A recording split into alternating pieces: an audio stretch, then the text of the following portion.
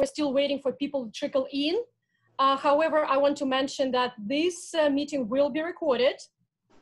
And if you have questions, can you please post them in the chat box here in RIN Central. And you can post your questions through the entire presentation. So let me introduce actually myself first, and then I'll go through our agenda today. My name is Ekaterina Lisova, and I'm a program officer for Eurasia at the Center for International Private Enterprise. I'm also responsible for business integrity efforts through the entire region, Europe and Eurasia. And I'm very excited to have this conversation today with Ieva Lapeikiene. Welcome, Ieva. This topic is not new for SIPE. SIPE collaborated with the World Bank Institute in 2008 in producing a guide which was called Fighting Corruption Through Collective Action, a guide for business. And SIPE also helped establish a very successful model of the Thai Collective Action Coalition Against Corruption that currently has over 1,000 members and a very robust assessment mechanism, internal assessment mechanism, and verification mechanism. So what is collective action? When we say what is collective action? So I'd like to mention just a definition that was used in the guide from 2008 that I just mentioned earlier. Collective action is a collaborative and sustained process of cooperation between stakeholders. It increases the impact and credibility of individual action, brings vulnerable individual players into an alliance of like-minded organizations, and levels the playing field between competitors. Collective action can complement or temporarily substitute for and strengthen weak local laws and anti-corruption practice. I think it's worth mentioning just a couple of characteristics for collective action, successful collective action. First of all, it's a collective effort to raise practice standards and to reduce corruption and competitive risks on the project or sectoral level. The second characteristic of collective action is that it's a voluntary effort. The companies are not forced, they're not mandated to join this, but do it on a voluntary basis. Also, collective actions provide incentives for companies to become more actively involved. And finally, collective action against corruption driven by private sector is an excellent form to support SMEs, small and medium-sized enterprises, in their fight against corruption by providing a broad alliance that can support smaller action. So right now, I would like to introduce you to Ieva Lapeikiene. Ieva is a head of the Clear Wave initiative from Lithuania, and Ieva will share a real-life example of a collective action being existent for several years, and share with us the example, share with us the experience, the history, the mission, some of the successes, some of the challenges of managing this initiative. Ieva started working on this in 2015, and she conducts internal and external activities, actively involved in communication with initiative members, partners, media, government, and other stakeholders. Ieva has over 14 years of work experience in business networks and non-governmental organizations. Before joining Clearwave, Ieva supervised executive trainings at Baltic Management Institute and was the executive director at 2 foreign chambers of commerce operating in Lithuania. Ieva is very interested in ethical business promotion for business society and local communities. So I remember actually a quick anecdote. I first heard about Clearwave from one of our partners a year or two ago, and I thought I would research that. And then of course there was an OECD report where the Clearwave was profiled. And then the most recently, when we had conversations in Ukraine last November with the Ukrainian Network for Integrity and Compliance, they told us how they created and modeled their network by going to Lithuania and learning from Clearwave.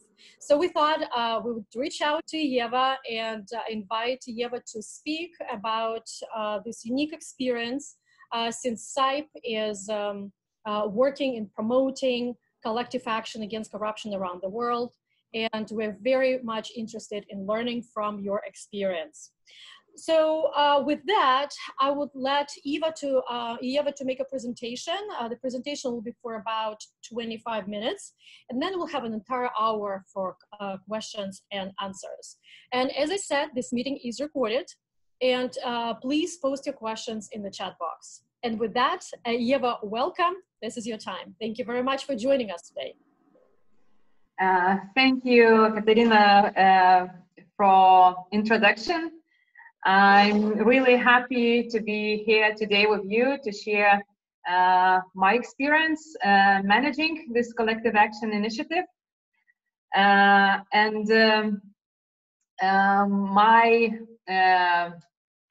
let's say, monologue will consist of 5 main parts. So first, I will explain a little bit more what this initiative is about. I will then say how it appeared and why it appeared in the Lithuanian market. I will move on key success drivers for initiative. Of course, we have challenges, as every business have and as every initiative have, and where the challenges appear, opportunities also appear. So I'm also really looking forward for the questions and discussion afterwards. And happy to be here, and let's start. So, sorry. The initiative Clearwave is at first business-driven initiative. It was formed by business. And the main goal was to promote business integrity and transparency. And members joining this initiative are recognized by the first social label in Lithuania called also Clearwave. And here you can see example on how companies are using this label. They are labeling their products, the cars, the doors of office, invoices, checks. They use this label in marketing material. There is no limits for the use of label, and we really encourage to use the sign as much as they can, and every place as they see that it's worth to. And we want to benchmark good business practices. Of course, educate and train business and community in this topic. And sorry, it's the symbol of Clearwave, the label Clearwave, is we say it should be a symbol of, in principle, business integrity, transparency, and also sustainability in Lithuania. But in principle, it's really easy communication tool for every company which wants to say story for their clients, for the partners, for the society, to promote their values and to say that they are fair market players. And this also label is registered in Lithuania, Latvia, and Estonia. However, our activities are still based in Lithuania, and nevertheless, we want to expand the brand, looking for opportunities. Recently, not recently in fact, but just before COVID crisis, we had a strategic members meeting where we renewed our mission and vision. And maybe for the first time, we really sit down with all the members and looked, okay, where do we want to go now? Because initiative was started already in 2007. So as you see, we have a really stress and primer focus as education of business, government, and society by convening benefits of business integrity. And how do we achieve that? We want that clear wave label would be aspiration of every company. Nice vision. And we have 3 main goals. In fact, we have 10 goals, but they are nicely packed in this 3 main. That at first, Clearwave unifies businesses that operated and guided by the highest ethical standards. And here, we want that Clearwave companies would be as a role model for transparency, business integrity, and highest ethical standards in the marketing. As well as we as initiative should be also as a role model also by transparency, business integrity, and high ethical standards. So I mean that we want nice companies and we want to be nice ourselves as well. Also, we want to move and work more as a knowledge and expertise hub on business integrity and ethics for business, government, society, and media. We want to be as how to say, primer pot for any question in this sector. And also we want to strengthen the Clearwave label brand, because we still see that this initiative, it's not known as much as we want it to be known in our region. So based on that, sorry, I'm very sorry, pressing not the same.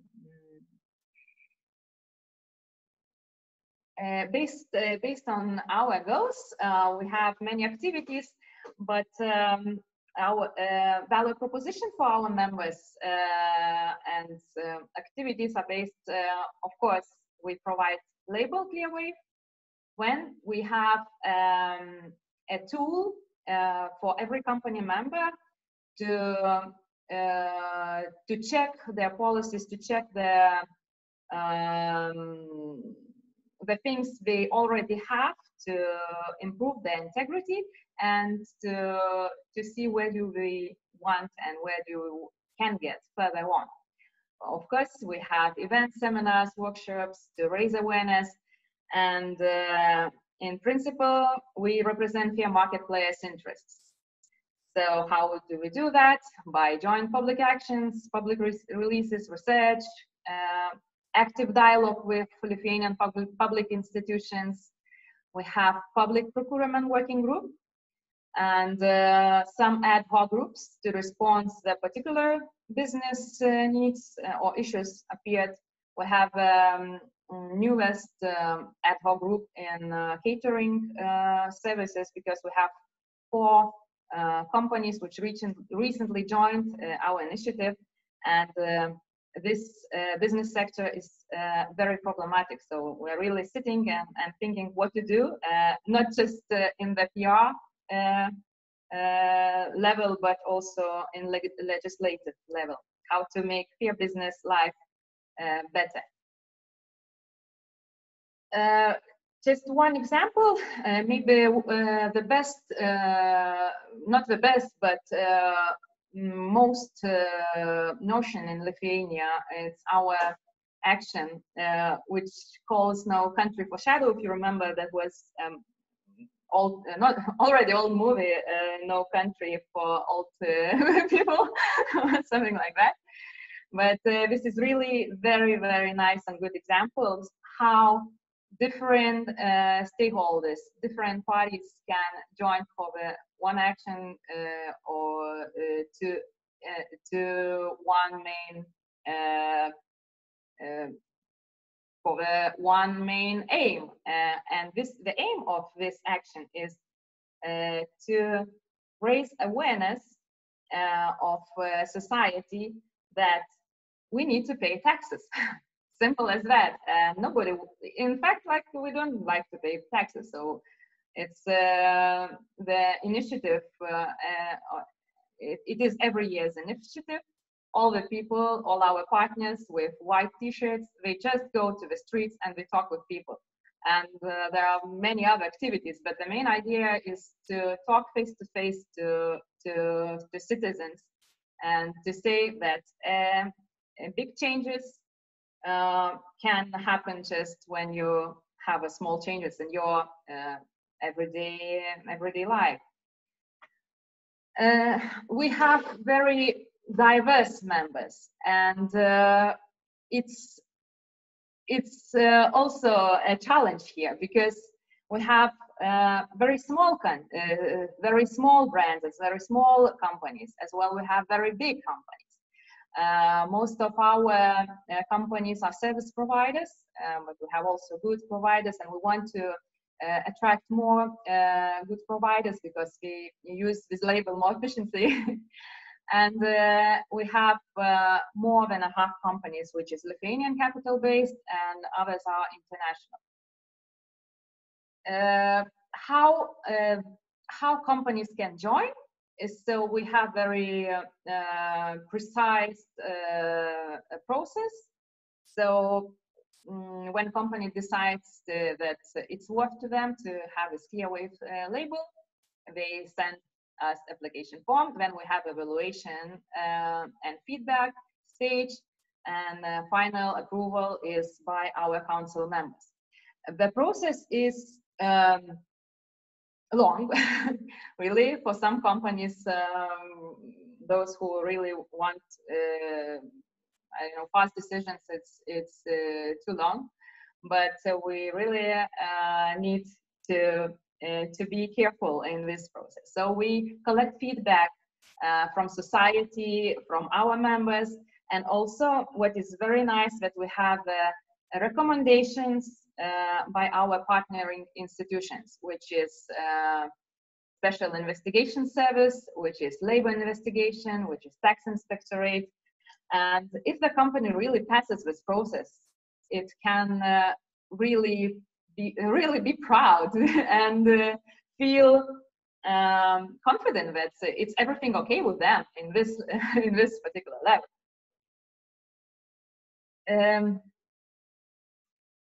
Our members' obligation, what do we ask them? So it seems very basic things. We ask them to be fair in public procurement.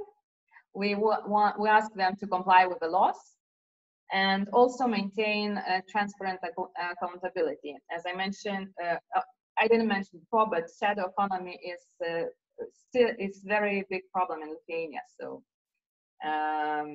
this is very important for us. And also, we want companies to strive to do more than law requires. And every year, company also supports initiative from 30 to 3,000 euros, depending on their turnover. Let's move on. Now I will explain how this initiative appeared and why we are now here. So in 2006 and 2007, it was really shadow economy in Lithuania was a huge problem, and it was a very high tolerance from employees and from society and from the business to high taxes and to pay the salaries without any taxes. And what was the trigger? The trigger was very one woman which suddenly said, okay, so suddenly went to the boss and said, I want my salary with all the taxes. Please give me fair salary. And the boss said no. And he was also involved in politics. And we had a very big scandal in Lithuania. And this case, this woman was fired, and the process started. Business community, businesses which on that time, which were really fear market players, they started to think, what should we do? Now it appears that every business is bad. It appears that every business pays like this, and if people want like normal conditions, they would be fired. It's not good. So collective action initiative, in fact, started with collective action. Just really smart and active citizens, business representatives, they sit around the table and started to talk, what should we do? And the process was around 1 year, the discussions, backwards, forwards, what can we do, what can we do? And finally they came out with a very simple idea that fair businesses should be recognized by social label. And so how our initiative started. Primary focus, as I mentioned, was to promote companies that maintain transparent accountability and payment to their employees. We expanded our agenda later, but the primary focus was this. And when we went really long, it was a long story.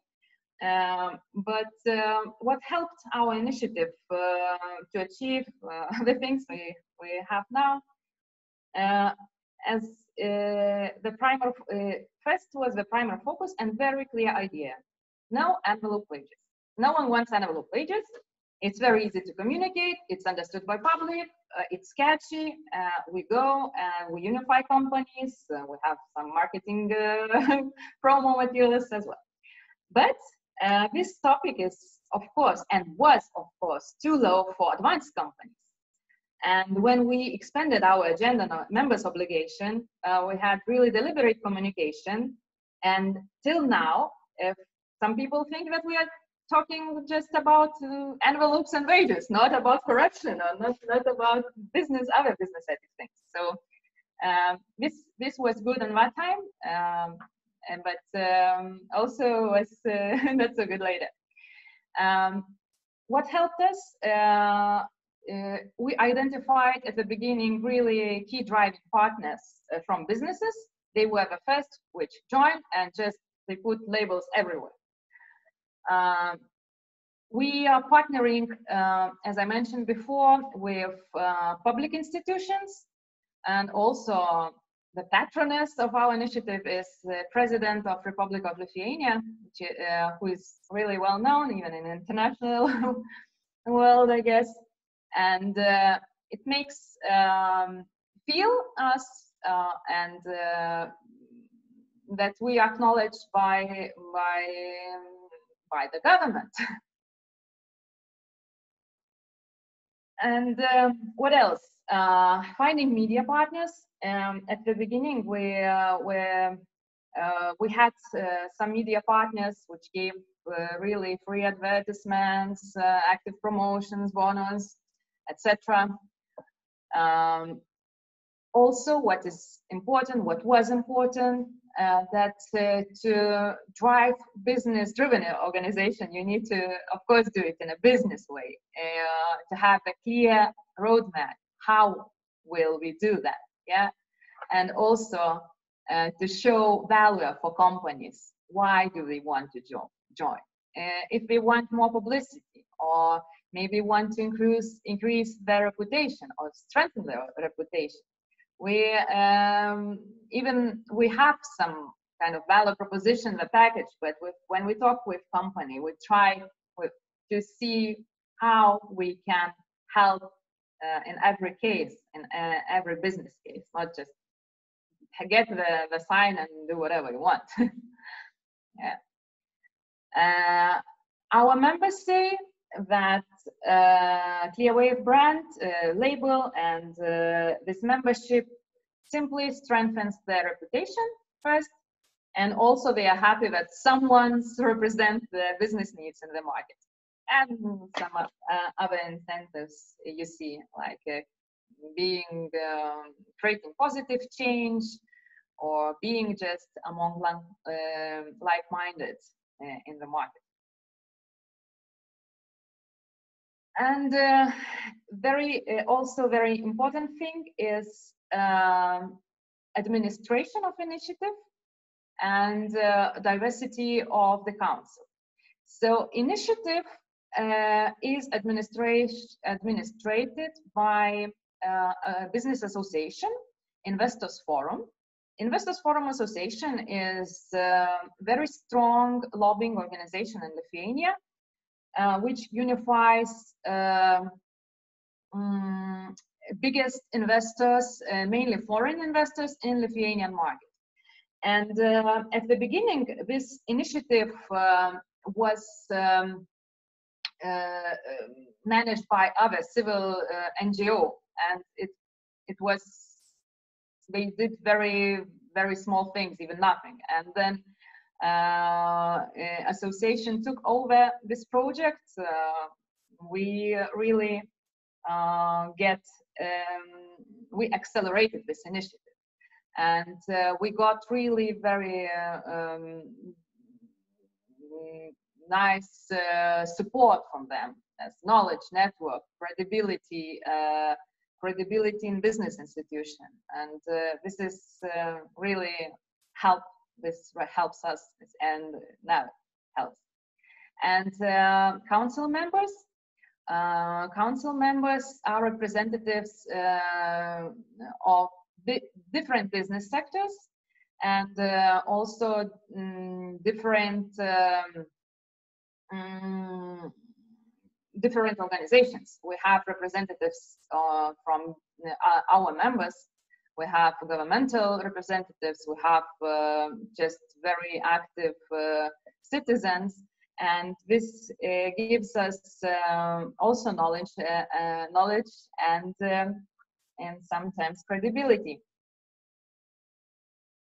And the main critics of this initiative are very interesting. Of course, the ones in the shadow market, the ones who doesn't want to see changes, but also from fair market players, because fair market players, the ones who are not with us, for example, they say, okay, clear wave initiative is very nice, but you are talking about the things that every business should be and that every business should have.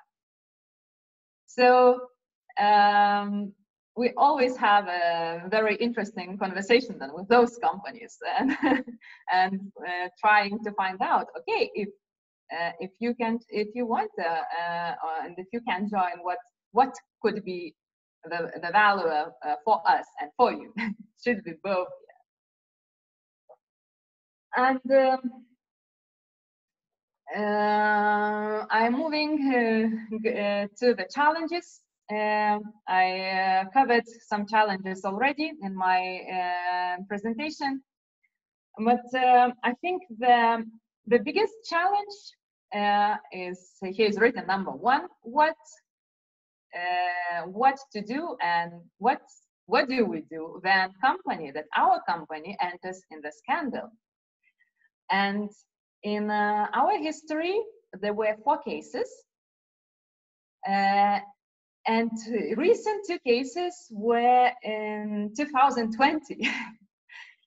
So I will tell a little bit that about these recent cases.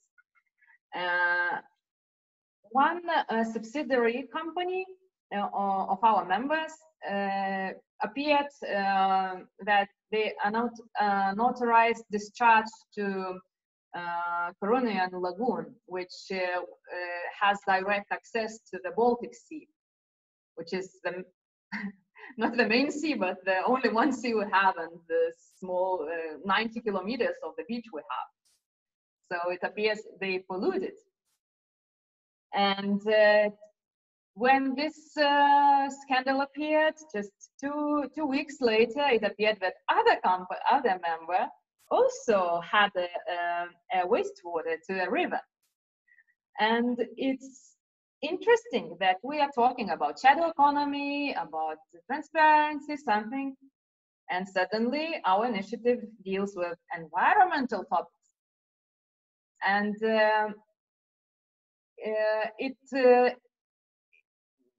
was, of course, it was simply shocked to every, I don't know, to every business, yeah, and to our community. Even knowing the values of values very clear to find out this is it's not nice. But of course, when you see it as a business case, and we have a very clear procedures, what do we do if something like this happens? So first, if something happens, we contact top management and we ask, okay, what's going on? What's happening? Because we know that some scandals are real, some are not. We have that position, and then we have a conversation with council members. It's council members' conversation with the top management, and when we talk, later on, they decide what could be further actions.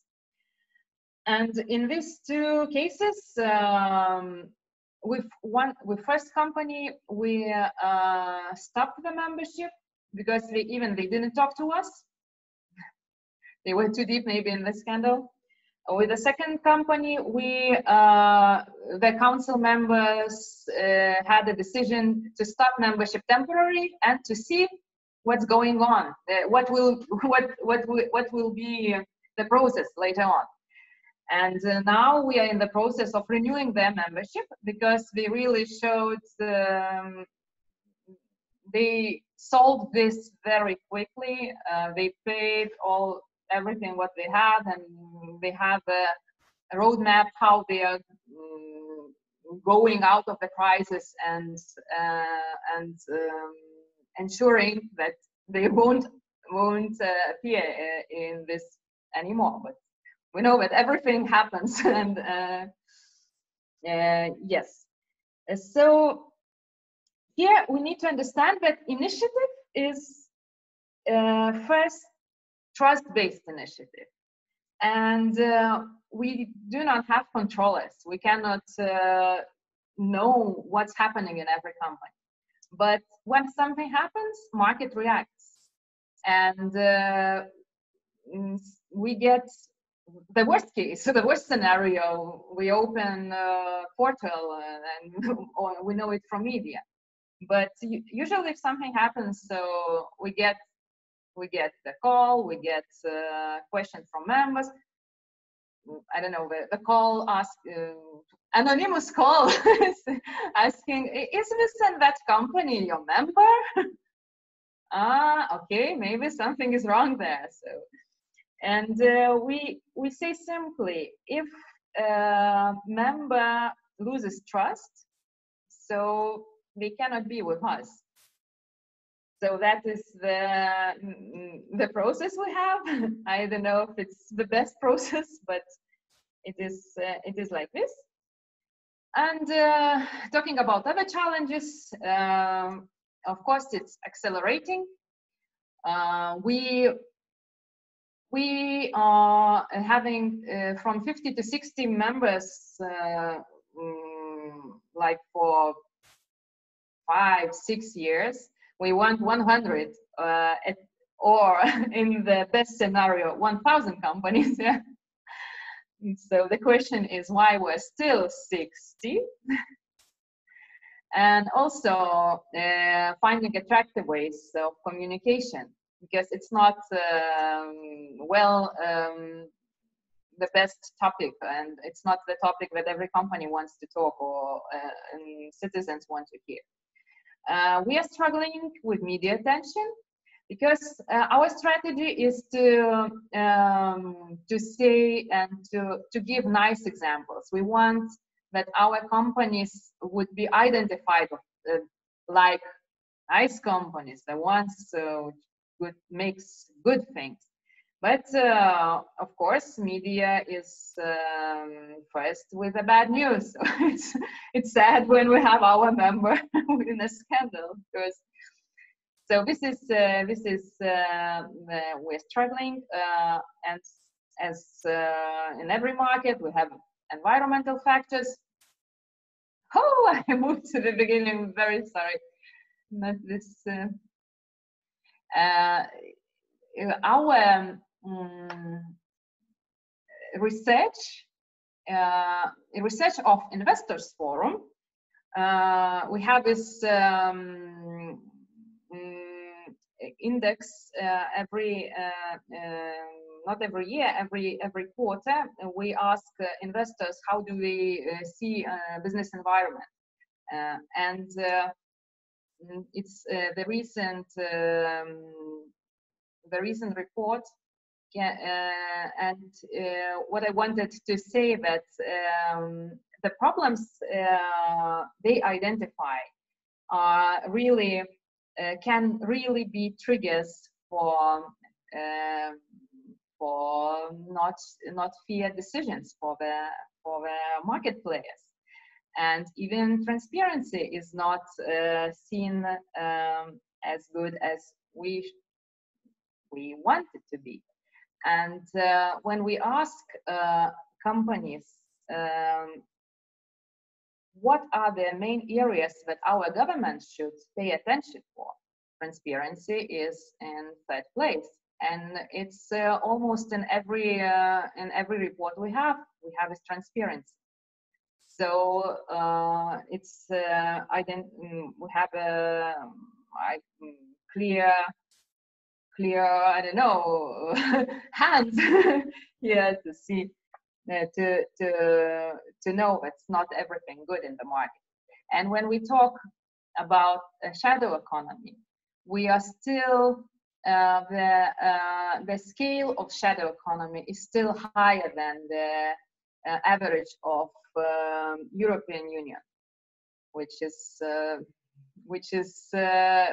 that our initiative is still have something to do here. When we talk about corruption, we say that we are getting better slowly, but we are getting better.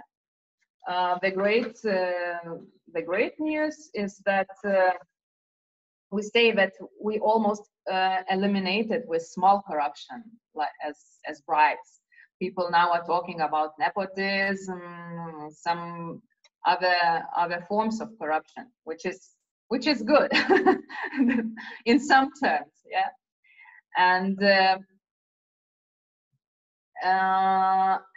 And from it was very interesting for me to prepare this presentation, because from time to time I have this similar conversation with foreign communities about challenges and opportunities, and some challenges now move to opportunities. For example, dialogue with public institutions. If at the beginning it was very hard, and it was very hard to knock at their doors, we have now 4 main partners from the institutions, and we find the ways to collaborate and to work together. Awareness of initiative is also increasing, and it's interesting that the Clear Wave label is recognized better than Fair Trade, which is international brand. We see changes also in consumer preferences, and our research showed that around half of the citizens most likely or definitely would choose a product or service if it's more or less expensive than the alternative, if either company is based on environmental friendly behavior, or is Lithuanian company, or is transparent company, so which is a good sign for us. And we also see that business changes. If coming back to 2006 and 2007, it was maybe as a like fashion to say that yeah, you know, I have employees, I don't pay them, I avoid taxes. Something really, it was almost a standard. Now we hear different stories, of course, and even when we like I would say 5 years ago, when we were asking our companies to talk more about this. Okay, leaders, nice companies, you are representatives of Clearwave. Let's talk together. Let's raise this question to the audience. They didn't want to. They didn't. They thought that no, maybe it's enough. I have this label. But now they understand that they need to talk, because by their example, by I don't know, really by their example, they can influence market. And every company, every fair company wants to, of course, to work in fair markets. So that is that's simple. Yeah, it seems like simple. And in principle, this interesting that COVID crisis very fast revealed companies which were which had written values, as we would say, and which were acting by the values. And our members saw this very, very fast. And I was really impressed by the reactions to COVID crisis of our members, because they were very active to support government initiatives. They were very active to support any other initiatives in this crisis. And we see it as an opportunity. Of course, we needed to stop our activities. We lost some members, but we think that, I think you also talk about something new, yeah. So we see it with a hope. We see this crisis with a hope, and something that maybe we all will move more towards sustainability in general and transparency. So that is, I think, the end of my monologue. I would be very happy to start a dialogue. Thank you very much, Ieva. That was a very, very detailed and very substantive presentation. So we already had a question. So it's posted in the chat from my colleague Babak. Thank you very much for your question, Babak, and hello. So the question is, I assume that as part of initial application, you assess the candidate company's programs on governance and compliance, etc. But do they conduct regular independent audit to ensure that they remain ethical and maintain the integrity of Clearwave initiative? So yeah, this is the question. The question is, as part of the application process for membership, do you check for the presence of the governance or business integrity or compliance program? That's kind of the first part of the question. Do you do that? And the second thing, if you do, then how regularly you require some kind of verification that it's still valid and it's being implemented? Yes, thank you for the question. And my answer is very short. No. That's not what you expected. Yeah, but I will explain a little bit that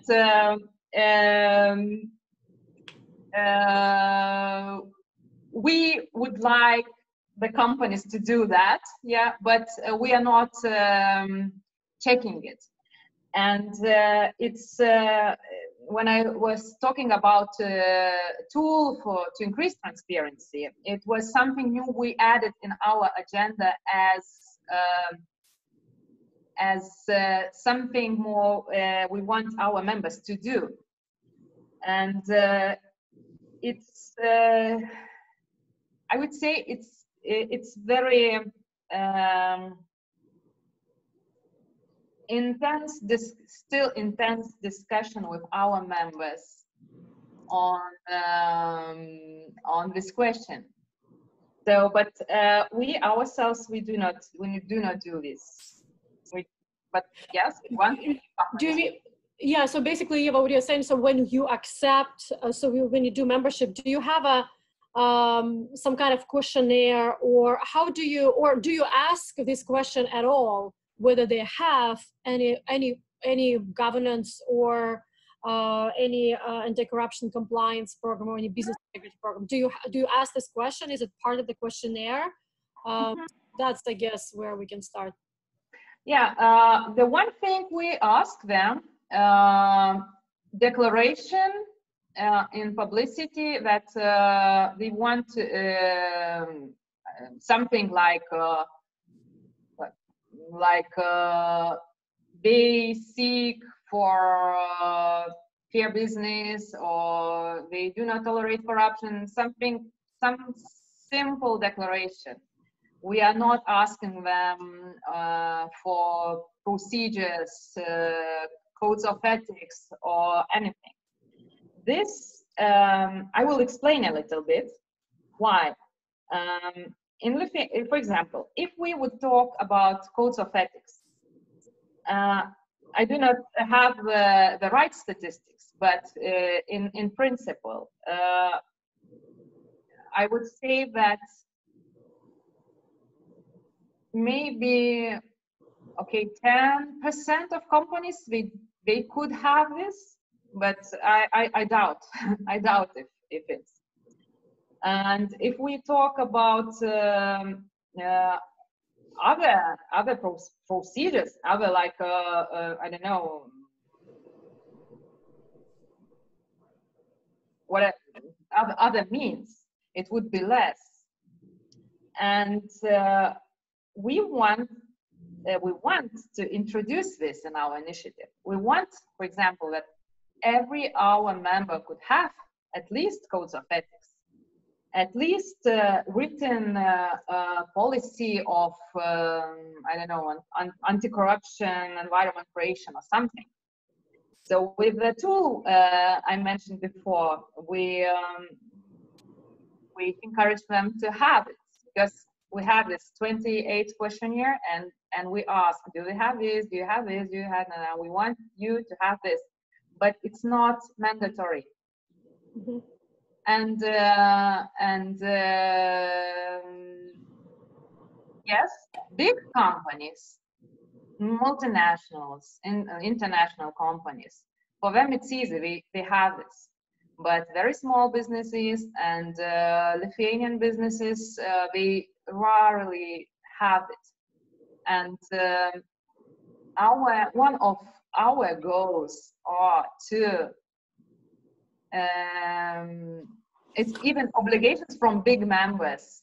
Big members, they have obligation to share their knowledge and share expertise, and to coach with small companies and Lithuanian companies for procedures, for code, for ethics, for codes of ethics, and all this, as we say, hardware. Yeah, Lithuanian companies, when they say we are fair business, mainly they have in mind that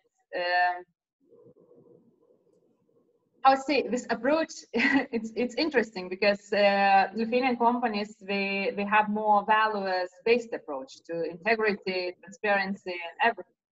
And they think that if I think that I make business in a nice manner, it is like this. Yeah, and here we all, of course, we have a problem, because how do you know? How can you measure it? How can you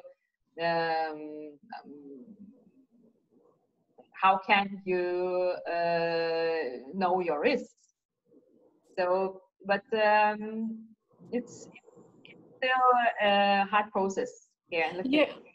Yeah, so thank you so much, Ieva, for this answer. So I see there is another answer from Lisa. Thank you very much. We'll get to this question shortly. But just to clarify, because this is a very important question of how you admit the members, how you assess their commitments, whether they're right members for your organization. for this initiative. So what you said is that you have a self-assessment test that the companies, that contains 28 questions that the companies answer to the best of their knowledge, but they're not really being kind of verified, or as I see from the presentation, that you do not require, for example, having code of conduct or other formal documents or programs, because they're probably not required by the Lithuanian law. However, you mentioned in the presentation that these applications are evaluated by the partnering organizations such as the tax inspection or state investigation service or state labor inspection and the credit bureau. What does it entail really? How do they really go and check whether they have any information about these companies, and then they submit this information to you? So if you could just clarify how that process works, and also not just from the government agencies, but also from the other members of the initiative. How do they decide whether they should accept this member or not? What are the criteria? Mm-hmm. So talking about evaluation from this tax inspectorate or labor inspectorate, state investigation service, it's the processes that we send agreement of evaluation from the company, and later on we have like a letter of recommendation from them that if they recommend or not this company to this initiative. They do not go directly to the companies, but every partner have data about that company. Yeah. For example, tax inspectorate about the taxes, or labor inspectorate about their regulations. Labor inspectorate, for example, checks if the company was punished by obeying the law in this sector. In fact, when we talk about tax inspectorate, we do not know the clear process how all the data they check. They do not tell us. And sometimes we get a recommendation like no, and we cannot say you why. But usually it's because they are doing the investigation already. They see this company as a risk. Usually it's this case. So if the company is already investigated, it's the sign that it's not everything okay with that company. Yeah. And when we ask opinion from our members, we ask if our members, if they had contracts, or if they have any experience doing business with this company, because it can it appears very fast, the values and I don't know, process in business. And when we ask opinion from society, it's basically very general opinion. We announce that this and this member is seeking for a sign. What do you think? Are you fine with that? And the main criteria are three, as we indicated. So it's tax payment, compliance with the law, and public procurement. Mm-hmm. Mm-hmm. And also, I see at from your presentation in this membership and company evaluation process that there is this council members approval. So how does it work? Is that every council member should agree to accepting this company, or it has to be just a quorum, a majority of voices? How it's been done? at the very beginning, it needed to be 100% of agreement from council members, because it was really very tough market on that.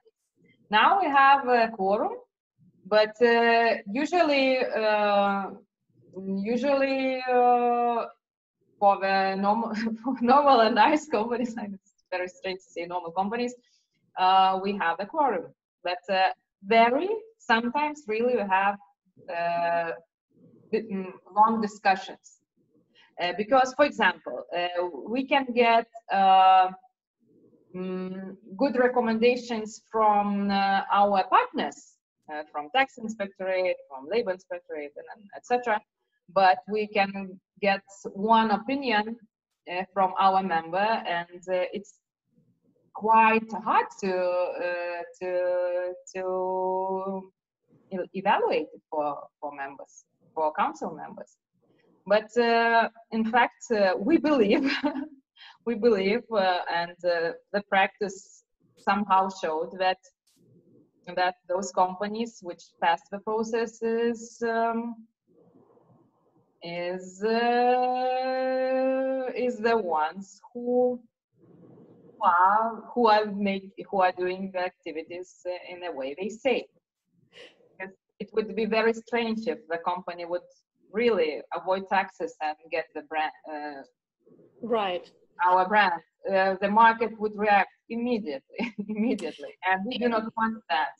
Sure, and it's a question of our reputation as well. Right, exactly. And so, Ieva, when you say that the companies that they also have to make a statement about the kind of, you said, declaration that they commit to acting in accordance with the law, pay taxes, participate in fair procurement, and just follow the procurement rules and things like that. Do they have to make it public, or just the declaration that's submitted to you, to council members? We ask some for some. Not we ask. We usually have something stated in their website, in their communication line. They talk in media about this, for example. So it's in most cases they already have something declared. When we have an agreement, legal agreement with that company, it's included in this agreement. So they sign it by hand, and okay. And yeah, it's in legal agreement. Yes. So we are signing the membership. So we have another question. When you mentioned that scandal happened with two of your member companies earlier this year, when there was environmental violation, there was a wastewater basically dumped into the river. So what was the reason for terminating the membership? So you said that the trust was lost, and the trust is the key ingredient for keeping the members together and keeping membership. But what was the formal reason to terminating the membership? Yes, when we look to obligations of our members, there is one to comply with the law. So this was really obeying the law of environment. Right. But the main criteria really was reputation. And firstly, we started to think, okay, how do other members feel being together with the one, with the one obeying this environmental law? And of course, if we would keep this company, the question would be if we won't lose other members. So, and we took their logos immediately, of course, announcing. But when we have this crisis, in fact, we do not go to media. Yeah, like they were bad and now we eliminate and so on. We kind of, we're still kind with companies.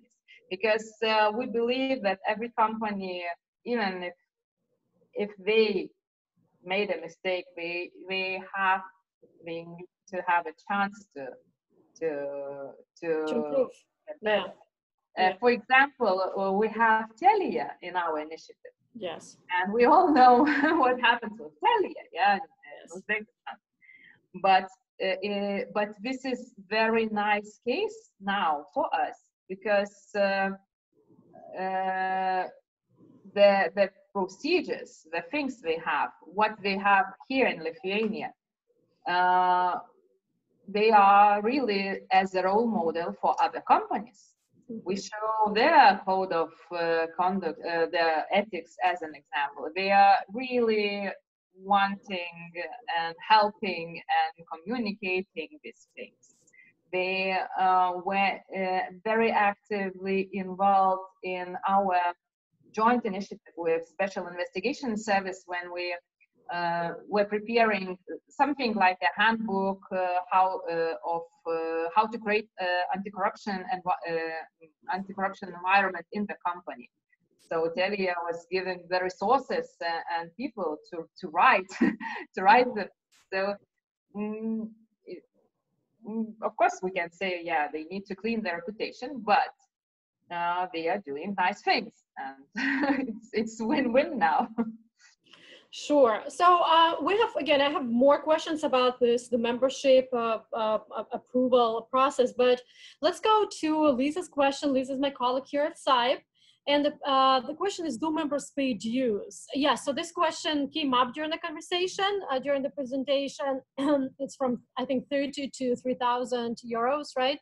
So, but yeah, if you can, just explain how do you decide what member pays what due, that would be helpful. Yes, so the dues are correct from 30 to 3,000 euros, and we have this differentiation according turnover of the company, and I think we have only 5 companies which pays this 3,000 euros. Mm-hmm. And it's not a due, it's not a membership fee, because we're not association. Legally, we cannot get like membership fee.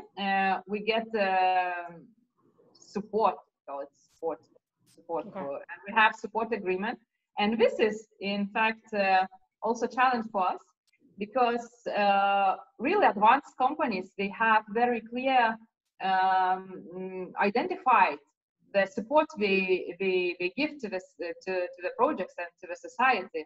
And for example, we have very funny situation when the company wants to join, but they cannot give us support, because if they would give us support, they would obey their code of their compliance. So this is something that we are not happy about, but it's because of legal status. I see. So for the participants of this meeting, so please post your questions in the chat box. If you have any questions, you can post them while we talk, and I will be just delivering those questions to Ieva. So in the meantime, so I just wanted to actually ask another question about this partnering organizations at the moment of the acceptance of new members, the approval of the membership. So do you have a partnership agreements with kind of memorandum of understanding with those state agencies, with the tax inspection, with investigative committees? So how do you, and then basically you're asking every time when you have a membership request that you deliver that, the name asked to go through the records from this agency, and they do it for you. So how does that work? How did you, how your relationship with the state agencies are going? From the very beginning, our first partner was Ministry of Finance, and so why tax inspectorate. We had a legal formal agreement for partnering and for for this for recommendation and feedback process. The same, yeah. In fact, with every partner, we have a legal agreement and well document the process, how it happens. In reality, the process is very simple. We just send an email to particular contact and we get information by email. And some institutions, they have very formal letter of recommendation, and some institutions, they just write an email, like the tax inspectorate just write yes, recommendation and something. So it's easy. Not like, it's not complicated process, but it takes time. It takes time. And from credit bureau is private initiative. It's business initiative. We have we get very extend report, and here we have we check the credibility, finances, everything what they see, and also the relations with other companies and the relations with, for example, here we can find if I don't know, the director of the company was recently the director of the company which were bankrupt, or something like this track record we have, and we can make decisions based on that. So it's yes. All right. Well, thank you for that clarification. How long does it take usually, the process of the entire approval? You said it's long, but just to give us an idea, how long does it take? From the application form we received to the final decision, it's from 1 to 2 months. Okay. But for example, now we are in the process starting new year, because our main partner, tax inspectorate, are not giving us recommendations because of COVID crisis. Yes. It's sad for us, but it's too long for companies to wait half a year. I think it's too long for business. Yeah. And before we go to Randa's question, just another one on this kind of the membership approval process. So it means that the companies should be in good standing before they apply, right? Because they will be checked for those state agencies on the credit, on the managing financial sustainability, financial I would say integrity, and in terms of paying taxes. So they're already, at least a year before, they have everything in order, right? So in order to pass this recommendation stage. Is that correct? So the companies should think ahead.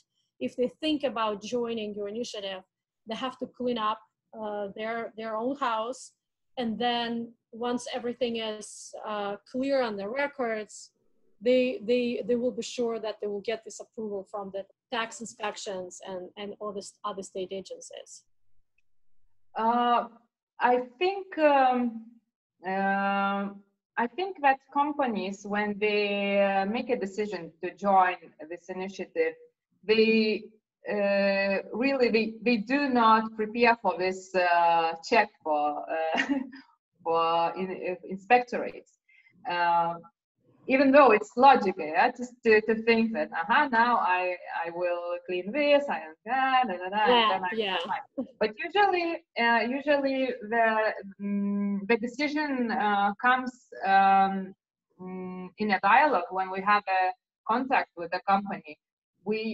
When we are contacting company, like approaching, asking them to join, we check it. We have our homework a little bit. We check these companies, and when they want to join, we just want to join. We feel confident. Some companies, I just recently I remember the case that for some company which was in a process and it didn't pass because of investigation, for example, investigation that tax inspectorate had. For that company, it was a surprise. Mm. And also the sign that, okay, something was wrong with them. So I say it's just a nice tool for every company. I think, just to see if they go through the screening process. Sure, just to see what's on their records on them.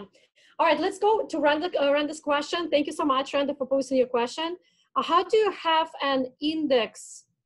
Okay, do you have an index to assess the corporations do, and do you have certified auditors to do the assessment? I think we've already addressed this question in terms of the assessment. So Randa, yeah, this is the process we're talking about in getting those letters of recommendations from the state agencies, from the main state agencies, from the tax inspectorate, from the state investigations agency, from the credit bureau and things like that, to get that essential data on the company, to get their approval or recommendations, whether they can be members or they can be considered to be members of this initiative. And as I think Ieva clarified before that, yeah, so that they do not have the specific, the formal conducted on the prospective companies or existing members. All right, so yeah, so if that clarifies the question, do you have anything else to add to this question, Ieva? I think I just want to maybe clarify that we still need to educate our companies about the right way to do business, yeah, and the rules. Or for example, if you say comply officer in Lithuania, every second person would say, what does this word means? So when you are asking about this process and procedures, I understand that it's important, and in maybe in other cultures and other business cultures with other history, it maybe it sounds like strange that we do not have this, but we want our companies to have it. So this is the job we do, and we want to educate them. We want that they would clearly define their processes, at least would have codes of ethics. But still now we have these questions: why do we need it? Why? I'm good myself. It's enough for me. And so how does that work with the EU standards, European Union? There's of course, I mean, the UK has it's not, it's separate, it has its own very strong law, anti-bribery law. But from the EU standards, does that somehow translate to your initiative, to your members, that they're more aware of certain standards and so compliance standards, or it's not yet that widespread, this awareness of the compliance, legal compliance, the corruption compliance? Usually for the international companies, they do have this knowledge and this transmission to their policies. Large companies which has resources and international ones, yes. Small, medium enterprises, very Lithuanians, I think, I don't know, I'm sure they don't think about it. Right. All right, so please post your questions in the chat box. But my next question for you, Ieva, so when you mentioned that, those ingredients for success, I mean, ingredients that accounts for your initiative has been in operation for what, for at least 13 years, right? It's been operational. You have about 60 members. Some of them are core members that stay with you throughout the years. There's a public recognition of the label, and as you showed in the surveys, there is a demand for that type of label. So the consumers make their choices based on these standards and the commitments of the companies in terms of environmental or legal compliance, transparency, so that they make. So it is important. Now, so as we at Cyprus, we're trying to promote that type of collective action and bring companies, especially smaller companies, together to promote the standards and to strengthen some of the anti-corruption standards that are maybe, they're weak or they're not existent. So what are these ingredients, main ingredients for success? Just kind of recap. We have 10 minutes until the end of our conversation today. So I wanted to recap and then just maybe spend a little bit of more time on some specific details. But so that was a kind of a crisis. It was a high profile event, right? That when that employee demanded in 2006, 2007 that she gets payment, including, the taxes paid. So she wanted to have it done a transparent way, in a legal way. And this turned into this kind of, so, and as a response to that, then the collective action was born. There was a need to, for companies to step kind of to get together and to improve their collective image, right? Because as you said, the businesses were, the general reputation of the businesses was tarnished, right? As if everyone was doing the same thing, which probably, many of the companies were doing. It was a widespread practice, as you said. So there was the idea of change reputation, right? To attract talented people, you have to find a way to communicate to consumers, to the public agencies, to business partners that you are different. So that was the first kind of the event, right? The high profile event. Then what happened after that, it was the second ingredient to that success, as I understand from your presentation, it was that it was a very clear message, no envelope wages. It was a clearly, very well understood. It was timely. It resonated with people. So that was the second thing that united companies and allowed to have to solidify that initiative. And then there were the third ingredient, they were key driving partners, you said, key driving partners. And you mentioned 4 companies, I think. You said that this was important to have to bring on board those companies. So can you please, okay, let me actually just finish here with these ingredients. And then I wanted to ask you about those companies, right? So, and then the fourth component was a general level of awareness that the companies actually wanted to join. Those companies that wanted to get recognition, being distinguished based on their commitments and their actions. So that was the fourth. And the fifth one is what the Business Association Investors Forum was behind it, which you said was influential, powerful. And so they also wanted to support this initiative. And finally, the council members were active, who were, who were making promotion through the media, through, other channels, to promote this initiative, to educate the consumers and others, members of the society about this initiative. So I think these are kind of the main ingredients of that success. And so, so I wanted to ask you about if any, do we have any more questions? Not yet. So this question about those companies that became the key kind of key partners, those I see 1, 2, 3, 4, Lifosa, TOLT, Telia, and Rimi, and Nordic. So how did you select them? Why did they join kind of the initiative? What was their role? In principle, the initiative members group, we understood that they need to find, of course, the businesses which would already have some standards, and those companies were not Lithuanians. Those companies were international companies, so which had already some practice there, and they then could be as role models for the others.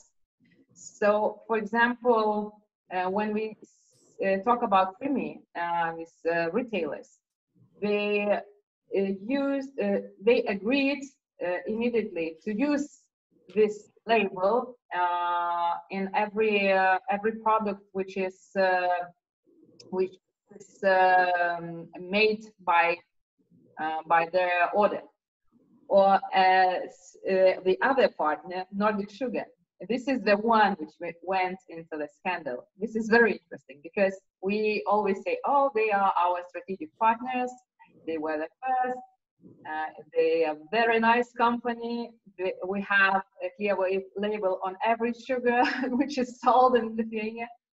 And here we have a scandal. So I didn't tell this, but this was very hard and intense period and intense discussion with that company by that. But it's simple. The initiative just really needed to start somewhere, and those companies, those brands were having good reputation, and it was a trigger for other companies to join.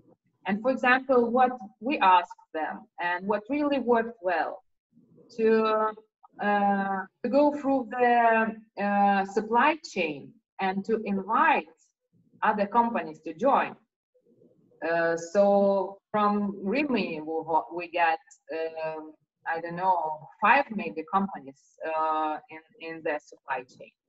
And this is a really effective way to work, because companies which have very strict rules and have at least code of suppliers, they do not, they already working with selected companies in the market.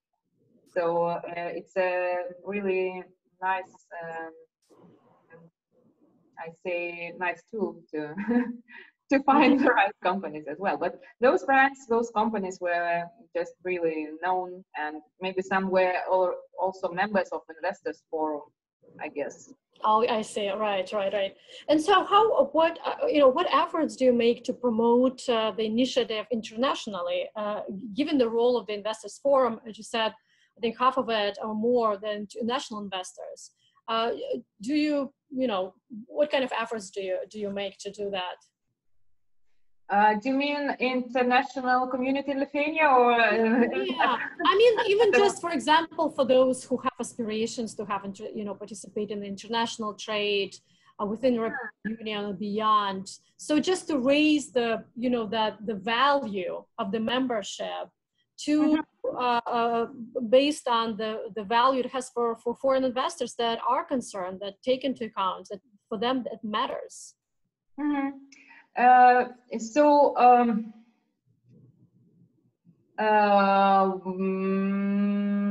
just really thinking, when company enters into our market,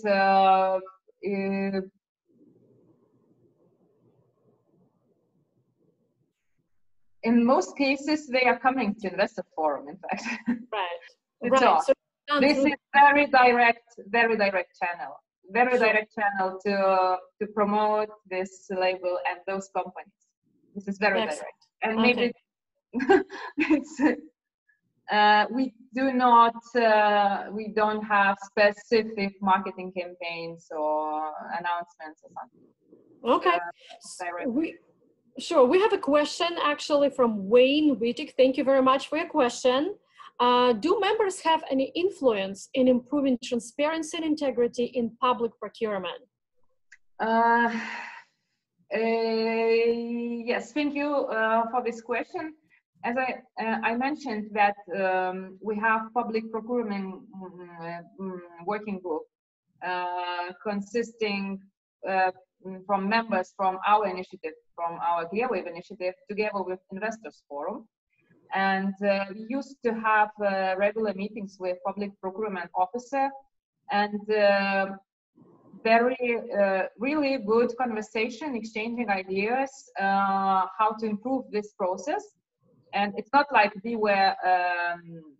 we are going with our suggestions, but they are asking us as initiative, how can we improve the process? I said we were because now Lithuania doesn't have the head of public procurement, so it's tough. But in some terms, in some steps, yes, members, they do have a direct influence, because these proposals, these suggestions are ahead by the officer, and some ideas were already implemented, and some ideas were in the new law of public procurement, ideas of our initiative. So yes. Excellent. So direct advocacy, they have direct access to promote this recommendations on improving transparency and integrity of the process.